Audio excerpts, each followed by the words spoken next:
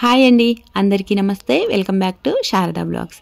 ఈరోజు మంచి బ్లాగ్తో అయితే మేము ముందుకు వచ్చేసాను. కెనడాలో ఫస్ట్ వీక్ ఇంకా బార్బీక్యూతో అయితే స్టార్ట్ చేసేస్తున్నాను. నేను మొన్నటి వరకు వాయిస్ ఓవర్ అది ఇవ్వలేదు కదండి. ఇంకా పిల్లలు వచ్చిన దగ్గర నుంచి తినేస్తున్నారు. మమ్మీ బార్బీక్యూ చేద్దామని. ఇంకా చికెన్ ఇక్కడ కొన్ని అండి, అంటే మనకి ఫ్రూట్స్ కానీ ఇంకా చికెన్ ఇంకా మటన్ అయితే మేము ట్రై చేయలేదు. చికెన్ మన ఇండియాలోనూ ఇక్కడ నాకు చాలా చాలా డిఫరెంట్ అనిపించింది. చికెన్ అనే కాదు, ఏ వెజిటేబుల్స్ అయినా మనం మసాలా వేయకపోయినా చాలా టేస్టీగా ఫ్రెష్గా అయితే అనిపించాయి. మరి డిఫరెంట్ ఏంటో నాకు తెలియదు. మీకేమైనా ఆల్రెడీ ఇక్కడ ఉండే వాళ్ళకి ఏమైనా తెలిస్తే ఈ వీడియో చూస్తే తప్పకుండా నాకు కమెంట్స్లో చెప్పండి. ఇంకా దీంట్లో అయితే నేను లైట్గా ఉప్పు, కారం, పసుపు ఇంకా కొంచెం లెమన్ జ్యూస్ వేసాను. ఒక 3-4 డ్రాప్స్ వేసాను.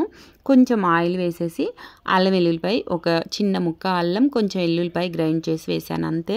ఇంకా పెరుగు కూడా వేద్దాం అనుకున్నాను, లెమన్ వేసాను కదా, ఈసారికి ఇలా ట్రై చేద్దామని వేసాను. కానీ ఎంత బాగా వచ్చిందండి టేస్ట్.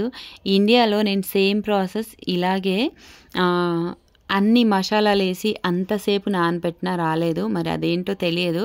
ఇక్కడ చికెన్ని చూడండి, పాపం హింసిచ్చేస్తున్నాను, ఎందుకంటే లోపలంతా వెళ్ళాలి కాబట్టి చేస్తే కొంచెం పడుతుందని ఇంకా కలిపేసేది పక్కన పెట్టి, ఇంకా దాంట్లోకి మనకి అవి కావాలి కదా, బొగ్గులు కావాలి, అవి పెట్టేసాను. వేడవుతున్నా, వేడి అయ్యాక దీంట్లో వేసుకొని కొంచెం వేడి అవంతా అయిపోయిన తర్వాత ఫస్ట్ చికెన్ పెట్టేస్తే అదంతా మసాలా అయిపోతుందని స్వీట్ కార్న్ని ఎప్పుడు బాయిల్ చేస్తే తింటాం కదా, ఈసారి ఇలా ట్రై చేద్దాము. పైగా చాలా రోజులైంది ఇలా న్యాచురల్ బొగ్గులు చూసి బొగ్గుల మీద కాల్చుకొని తింటే బాగుంటుందని.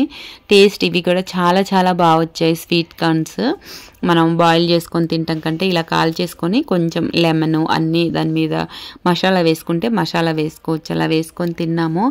కానీ ఎండ ఇక్కడ చూసారు కదా, 20 డిగ్రీయే ఉందండి ఎండ.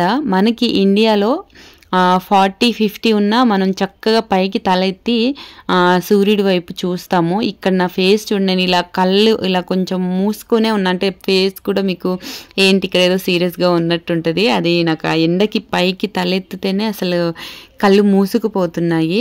ఇక్కడ 20-25 వస్తే ఇంకా అసలు మనుషులు బయటికి రారంట. డైరెక్ట్గా మనం సన్ వైపు ఇలా చూసామంటే ఒక 5 మినిట్స్ వరకు అయితే ఏం కనిపించట్లేదు. ఇక్కడ ఎండ మన ఇండియాలో ఎండ అయితే చాలా చాలా డిఫరెంట్గా ఉంది.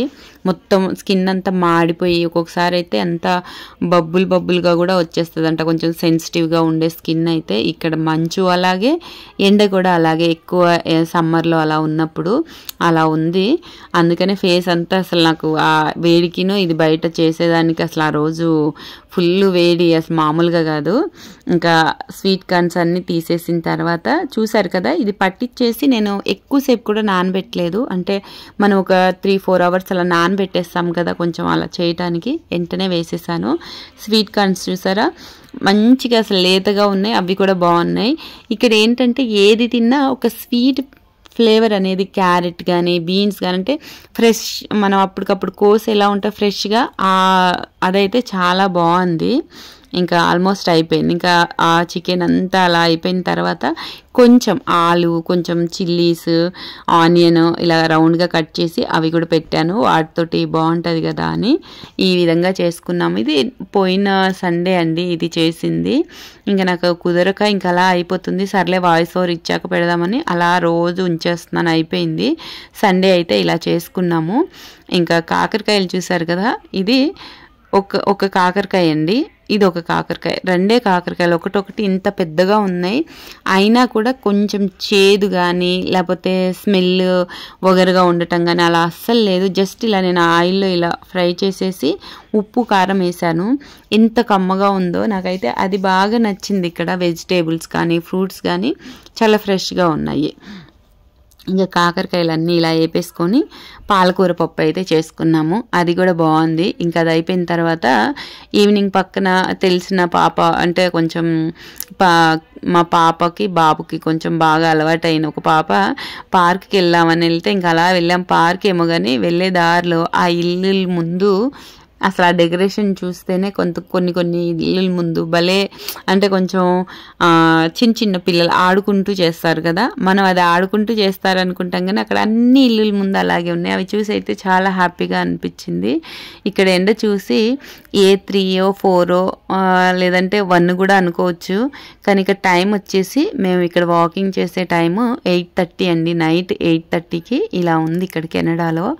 అంటే సమ్మర్లో ఇలా ఉంటుందంట. 9కి సన్ రైజ్ అంటే మనకు మూన్ రావటానికి మ్యాక్సిమం 9-9:30 అయితే అవుతుందంట. ఇక్కడ టైం 8:30. దారంతా అలా అంత ఎండగా ఉన్న గ్రీన్గా, ఈవినింగ్ అయితే కొంచెం చల్లటి గాలి అలా వస్తుంది. ఇంక పార్క్కి వెళ్ళాము. పిల్లలు అయితే చాలా బాగా ఆడుకున్నారు. ఇంకా అందరూ ఇంకా కొంతమంది పిల్లలతో అలాగ వీళ్ళు ఆడుకుంటూ అటు ఇటు పరిగెత్తుకుంటూ ఇంటికి వెళ్ళేసరికి 9 అయితే అయింది. 9కి కూడా చూడండి ఎండ ఎలా ఉందో. ఇదండి ఈరోజు వ్లాగ్. నచ్చితే లైక్, షేర్, సబ్స్క్రైబ్. మళ్ళీ మంచి వీడియోతోటి మీ ముందుకు వస్తాను. Thank you for watching. Bye.